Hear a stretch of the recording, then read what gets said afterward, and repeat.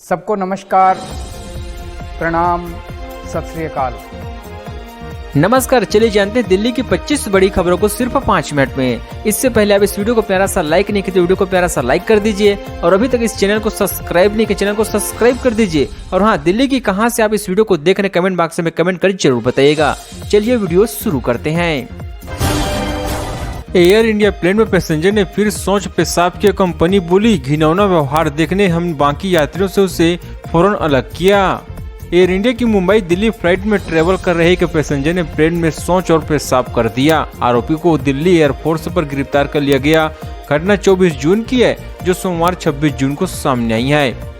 इस मामले मंगलवार को एयर इंडिया ने कहा कि फ्लाइट में पैसेंजर ने घिनौना व्यवहार किया, जिससे बाद उसे हमने फौरन बाकी पैसेंजर से अलग कर दिया। दिल्ली लैंड होते ही हमने उसे सिक्योरिटी के हवाले कर दिया। कोचिंग मामले पर भड़के डीयू के छात्र सीएम अरविंद केजरीवाल के घर का किया घेराव। दिल्ली सरकार की कोचिंग नीतियों के खिलाफ प्रदेश के छात्राओं ने बुधवार को दिल्ली के मुख्यमंत्री अरविंद केजरीवाल के आवास से घेराव कर दिया है। सीएम आवास पर पहुंचे दिल्ली विश्वविद्यालय के छात्राओं ने प्रदेश सरकार की कोचिंग नीतियों का विरोध कर रही हैं। बता दें कि 15 जून को दिल्ली के मुखर्जी नगर इलाके में एक कोचिंग सेंटर में आग लगने के बाद छात्राओं को खिड़की से बाहर कूदते देखा गया है। इस घटना में दर्जनों छात्र घायल हुए थे। इसके अलावा डीयू के कई कॉलेजों की महंगी कोचिंग नीतियों को लेकर भी छात्र नाराज है। देश की ईवी कैपिटल बनी दिल्ली, सीएम अरविंद केजरीवाल बोले सबसे ज्यादा चार्जिंग स्टेशन दिल्ली में खुलेंगे। दिल्ली के सीएम अरविंद केजरीवाल ने बुधवार को कहा कि देश की ईवी कैपिटल दिल्ली बन गई है। दिल्ली में अभी तक सबसे ज्यादा ईवी चार्जिंग स्टेशन दिल्ली में खुले हैं। सीएम ने कहा कि आने वाले वक्त अब इलेक्ट्रॉनिक वाहनों का ही होगा। दिल्ली इस दिशा में तेजी से आगे बढ़ने लगी है। आज दिल्ली में 42 और ईवी चार्जिंग स्टेशन शुरू हो गए हैं। दिल्ली के सीएम अरविंद केजरीवाल ने बुधवार को 42 नए चार्जिंग स्टेशन चालू होने के मौके पर कहा कि अभी तक दिल्ली में केवल 11 ईवी चार्जिंग स्टेशन थे। डीटीएल की ओर से स्टेशन कुछ महीने पहले चालू किए गए थे। उसके बाद से दिल्ली इलेक्ट्रॉनिक व्हीकल पॉलिसी के तहत ईवी वाहनों को तेजी से बढ़ावा दिए जा रहे हैं। आपका राजा अनपढ़ है, आप तो पढ़े लिखे। आम आदमी पार्टी नेता ने हरीश खुराना को दिया करारा जवाब। दिल्ली में लगातार होने वाली आपराधिक घटनाओं को लेकर सत्ताधारी आम आदमी पार्टी और भारतीय जनता पार्टी के बीच तीखी नोकझोंक पिछले कुछ समय से चरम पर आ चुकी है। अब दिल्ली की कानून और व्यवस्था पर बीजेपी को घेरने का मौका ढूंढती रहती है, तो दूसरी तरफ पंजाब में क्राइम का मामला सामने आते ही भागवतमान सरकार पर बीजेपी वाले हमला बोलने में चूक नहीं जाते। फिलहाल दिल्ली की आपराधिक घटनाओं को लेकर आप नेता व केवल आक्रामक तेवर में ही है, बल्कि सीएम अरविंद केजरीवाल तो एलजी को नसीहत देते हुए उससे इस्तीफा तक की मांग कर चुके हैं। 11 महीने बाद रवाना हुई सीएम तीर्थ यात्रा स्पेशल ट्रेन, 600 श्रद्धालु कर पाएंगे द्वारकाधीश का दर्शन। दिल्ली सरकार के बुजुर्गों को मुफ्त तीर्थ यात्रा योजना के 4 साल पूरे हो चुके हैं। इसी दौरान केजरीवाल सरकार ने 71 ट्रेनों के जरिए 70 से ज्यादा बुजुर्ग महिलाओं को देश के कई प्रमुख तीर्थ स्थलों की मुफ्त यात्रा करा चुकी है। इस योजना के तहत पिछले तीर्थ यात्रा स्टेशन ट्रेन 28 जुलाई 2022 को जगन्नाथपुरी के लिए चलाई गए थे, जिसके बाद से श्रद्धालुओं को अगली तीर्थ यात्रा ट्रेन का इंतजार था। आखिरकार 11 महीने के लंबे इंतजार के बाद कल रात एक बार फिर से तीर्थ यात्रा स्पेशल ट्रेन श्रद्धालुओं को लेकर रवाना हो चुकी है, जिसे तीर्थ करने जा रहे श्रद्धालुओं के चेहरे पर काफी खुशी नजर आई है। दिल्ली में एग्रीमेंट कॉस्ट 10 साल के लिए तय, फिर क्यों बढ़े बिजली के दाम? आम आदमी पार्टी ने खुद बताई बड़ी वजह। राष्ट्रीय राजधानी दिल्ली में विद्युत नियामक आयोग द्वारा बिजली वितरण कंपनी को पावर परचेस एग्रीमेंट कॉस्ट अर्थात पीपीएसी के तहत बिजली फीस बढ़ाने की मंजूरी देने के बाद से इस बात की चर्चा जोरों पर है कि बीएसआईएस एरिया में बिजली बिल 1 जुलाई से लगभग 10% बढ़ जाएगी। हालांकि इस मामले में अंतिम फैसला दिल्ली सरकार लेगी। फिलहाल बिजली कंपनी की ओर से कीमत बढ़ाने को लेकर दायर अर्जी को डीआरसी ने मंजूर कर लिया है। नोएडा और ग्रेट नोएडा में खुले 4 पिंक पुलिस बूथ, अब 24 घंटे मिलेगा इन सुविधाओं का लाभ। उत्तर यूपी के गौतम बुद्ध नगर में महिला सुरक्षा को मजबूत बनाने के उद्देश्य से योगी सरकार द्वारा 4 पिंक बूथ पुलिस निर्माण कराया गया है। इसकी मदद से 24 घंटे महिलाओं की सुरक्षा संबंधित किसी भी विषय के लिए पुलिस सहायता की जांच कर सकेगी। गौतम बुद्ध नगर क्षेत्र में दादरी के साथ साथ नोएडा और ग्रेट नोएडा के क्षेत्र आते हैं। बीते दिनों नोएडा के दौरे पर आए गए सीएम योगी आदित्यनाथ द्वारा इस पिंक पुलिस बूथ की शुरुआत कर दी गई है। गौतम बुद्ध नगर में कुल 4 पिंक पुलिस बूथ शुरू किए गए हैं। इसमें से एक नोएडा में एक्सप्रेसवे के पास चोरी काउंटिंग हाउसिंग सोसाइटी नोएडा के सेक्टर 37 के पास है। इसके अलावा ग्रेट नोएडा में चर्चित जगह परी चौक पर पिंक पुलिस बूथ बनाए गए हैं। प्रगति मैदान लूट के चारों आरोपियों को गिरफ्तार। 2 दिन पहले मेहसारण के कारोबारी से की थी लाखों रुपए की लूट। दिल्ली के अति सुरक्षित क्षेत्र प्रगति मैदान टर्मिनल लूट के मामले में दिल्ली पुलिस ने 4 आरोपियों को गिरफ्तार कर लिया है। दिल्ली पुलिस ने 2 आरोपियों को मंगलवार को ही पकड़ लिया था। पहले पकड़े गए दोनों आरोपियों की निशानदेही और पूछताछ के दौरान प्राप्त सूचना के आधार पर शेष 2 आरोपियों को पुलिस ने गिरफ्तार कर लिया है। इसके तहत से पुलिस ने प्रगति मैदान लूट के सभी 4 आरोपियों को गिरफ्तार कर लिया। फिलहाल दिल्ली पुलिस की आरोपियों से पूछताछ की जा रही है। देश की राजधानी दिल्ली में बेलगाम बदमाशों द्वारा लूट की यह घटना 24 जून 2024 की रात की है। लूट के आरोप में गिरफ्तार सभी 4 आरोपियों के प्रगति मैदान सुरंग के अंदर एक डिलीवरी एजेंट और उसके सहयोगी के बंदूक की नोक पर 1.50 लाख से 2 लाख रुपए तक की नकदी लूट ली गई थी। टमाटर में तेजी ने थाली का स्वाद किया फीका। हफ्ते भर में सब्जियों के दाम में उछाल ने बिगाड़ा बजट। दिल्ली में महंगाई की मार झेले रही दिल्ली की जनता को एक बार फिर से झटका लगता दिखाई देने लगा है।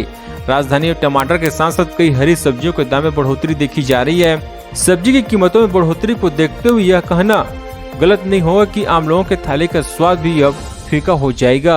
बाजारों में सब्जी लेने पहुंचे लोग हैरान और चिंतित है कि अचानक सब्जी के दाम इतने क्यों बढ़ गए। इसके उलट सब्जियों के बढ़ते दामों की वजह से सीधे उनके महीने भर के बजट पर असर पड़ता दिखाई देने लगा है। आम आदमी पार्टी नेता देश पर वही कर रही है जो लोकपाल पर 2013 में किया था हारून यूसुफ का आरोप। दिल्ली कांग्रेस नेता और दिल्ली में मंत्री रह चुके हारून यूसुफ ने राष्ट्रीय राजधानी में जारी सियासी आरोप प्रत्यारोप के बीच लंबे अरसे बाद बड़ा बयान सामने आया है। उन्हें अपने ट्विटर में कहा कि आम आदमी पार्टी के नेता देश के इस मसले पर वर्तमान में जो कर रही हैं वह कोई नई बात नहीं है। आम आदमी पार्टी प्रमुख ने 2013 के दिल्ली चुनाव के बाद भी ऐसा किया था। उस समय मैं दिल्ली विधानसभा में कांग्रेस का नेता था। उन्होंने आगे कहा कि 2013 में दिल्ली सरकार बनने और लोकपाल बिल पारित होने के लिए आपने हमसे समर्थन मांगा था। उस समय हमने दिल्ली की भलाई के लिए यह जानते हुए भी उनका समर्थन किया था कि वो हमारे नेताओं का उपहास करेंगे। दिल्ली में बिजली के रेट पर सियासी कांग्रेस और बीजेपी आम आदमी पार्टी को घेरने लगा। राजधानी दिल्ली में बिजली महंगी होने से लेकर अब सियासी संग्राम छिड़ चुका है। दरअसल दिल्ली में पावर परचेज एग्रीमेंट कॉस्ट के तहत 10% बिजली महंगी होने के बाद सभी प्रमुख सियासी दलों ने इसके लिए एक दूसरे को जिम्मेदार ठहराए हैं। दिल्ली के ऊर्जा मंत्री अतिशी ने इस मामले पर केंद्र सरकार को घेरते हुए कहा है कि यह केंद्र सरकार की मिसमैनेजमेंट का नतीजा है, जिसकी वजह से राजधानी दिल्ली में बिजली महंगी हो रही है। देश में कोयला का शॉर्टेज हो चुका है, जिसकी वजह से हमें कोयला बाहर से इंपोर्ट करना पड़ रहे हैं। दिल्ली की इस झील का पानी आज तक नहीं सूखा, लोगों के लिए आकर्षक का केंद्र। राजधानी दिल्ली में जहां हमेशा ही पानी की किल्लत बनी रहती है और उसे दूर करने के उपयोग में दिल्ली सरकार जगह जगह झीलों का निर्माण करवा रही है, जिसके लिए दिल्ली के घटते भूजल स्तर को बढ़ाया जा सके। ऐसे में दिल्ली के भस्खला डेयरी का ऐतिहासिक झील राजधानी की ऐसी अनोखी झील है जो अस्तित्व में आने के बाद से अब तक नहीं सूखी है। यही वजह कि यह झील लोगों के लिए आकर्षक का केंद्र बन गई है और हर दिन यहाँ सैकड़ों सैलानी आकर वोटिंग और यहाँ पर बिताए गए क्वालिटी टाइम का आनंद लेते हैं। खराब मौसम में फंसा ममता बनर्जी का हेलीकॉप्टर, आर्मी एयरबेस पर करानी पड़ी इमरजेंसी लैंडिंग। पश्चिम बंगाल के मुख्यमंत्री ममता बनर्जी को ले जा रहे हेलीकॉप्टर की आपातकालीन लैंडिंग कराई गई है। सीएम ममता बनर्जी जलपोड़ी के क्रिटेरी में एक सार्वजनिक सभा को संबोधित करने के लिए बाद बागडोरा जा रहे थे। बारिश से चलते विजिबिलिटी बहुत कम हो गई, जिसके बाद उसे हेलीकॉप्टर को उत्तरी बंगाल के सालूगढ़ में आर्मी एयरबेस पर आपातकालीन लैंडिंग करनी पड़ी। टीएमसी नेता राजबीर बनर्जी का कहना है कि वह सुरक्षित है। मिली जानकारी के अनुसार ममता बनर्जी अब सड़क मार्ग से कोलकाता के लिए आ रही है। क्या मुसलमानों को बीजेपी के पाले में ला पाएंगे पीएम मोदी? 10 महीने बाद 2024 का लोकसभा चुनाव है। भारतीय जनता पार्टी ने अभी से भी चुनाव के लिए तैयारियां शुरू कर दी है। दूसरी तरफ विपक्षी दल आम आदमी पार्टी में एक साथ मैदान में उतरने पर विचार कर रही है और शुक्रवार को इस सिलसिले में बैठक भी कर ली गई है। बीजेपी पहले से अपनी योजनाओं के साथ आगे बढ़ रही है। हाल ही में पार्टी के अल्पसंख्यक मोर्चे ने अपने संपर्क कार्यक्रम के तहत उत्तर प्रदेश के देवबंद शहर में लगभग 150 मुसलमानों को मोदी मित्र प्रमाण पत्र दिया गया है। आइए समझते हैं मोदी मित्र और मोदी मित्र प्रमाण पत्र क्या है और मोदी सरकार ने इस विशेष आउटर रीच कार्यक्रम के लिए मुसलमानों को क्यों चुना है। इस अभियान से बीजेपी मुसलमानों को अपने संग जोड़ पाएगी, ये भी समझने की बीजेपी और मुसलमानों के बीच दूरियां पटाने के लिए कब क्या कुछ किया है।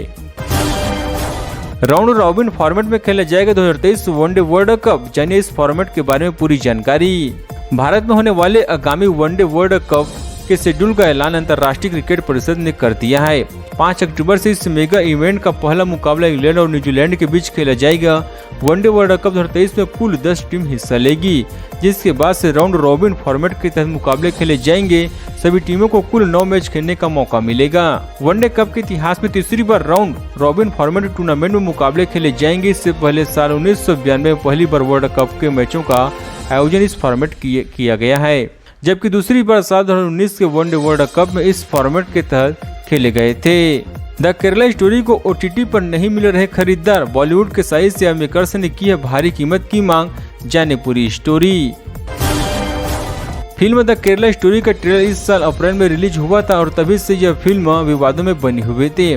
कई लोग इसे प्रोपेगेंडा फिल्म करार दे रहे हैं, तो फिल्म मई में रिलीज हुई थी और विवादों के बावजूद फिल्म ने बॉक्स ऑफिस पर 200 करोड़ रुपए की कमाई की है। इस फिल्म ने शुरू में पश्चिम बंगाल में बैन किया गया था और केरला तमिलनाडु में भी इसके खिलाफ प्रदर्शन किया गया था। हालांकि उत्तर प्रदेश मध्य प्रदेश राज्यों में इसे टैक्स फ्री कर दिया गया था। फिल्म अब थिएटर से हटने वाली है और अब इसे OTT और टीवी पर इसके लिए पार्टनर्स की खोज की जा रही है। कुछ दिन पहले फिल्म के डायरेक्टर सुदीपो सेन ने कहा था कि उन्हें OTT से सभी कोई खास ऑफर नहीं मिला और फिल्म इंडस्ट्री मिलने से उन्हें सजा देना चाह रही है।